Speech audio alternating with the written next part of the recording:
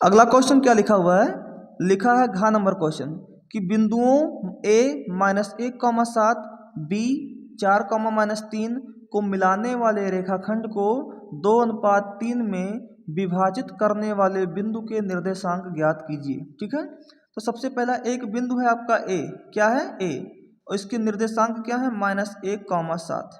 ठीक है, और एक बिंदु है आपका b, एक बिंदु क्या है आपका b, जिसका निर्देशांक कितना दिया हुआ है 4,-3, 4,-3। ठीक है, इन दोनों को मिलाने वाला, इन एक बिंदु ये है और एक बिंदु ए है, इन दोनों बिंदुओं को मिला दीजिए।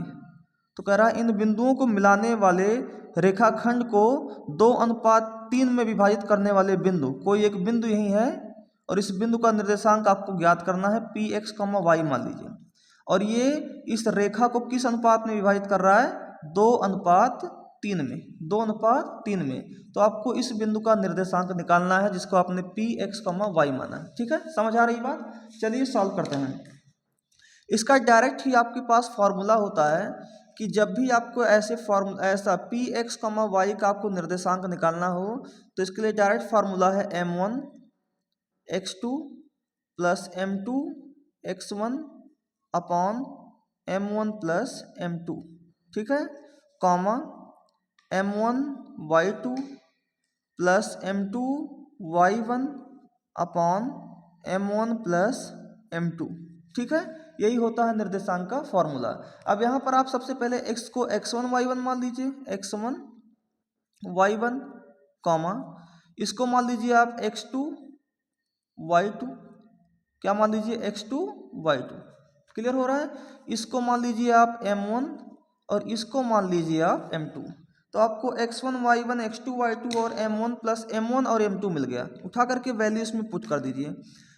m1 जहाँ है m1 कितना है 2 है, इंटू x2 कितना है भैया 4 है, प्लस m2 कितना है, m2 है आपका 3, इंटू में x1 कितना है, x1 है -1, अपॉन में m1 प्लस m2 यानी 2 प्लस 3, कॉमा m1 की वैल्यू कितनी है 2, इंटू y2 की वैल्यू कितनी है -3, प्लस m2 की वैल्यू कितनी है 3, इंटू y1 की वैल्यू कितनी है 7, अपॉन में m1 प्लस m2 यानी 2 प्लस 3, और यहाँ लगा दीजिए इसको ब्रैकेट में। क्लियर हो रहा है।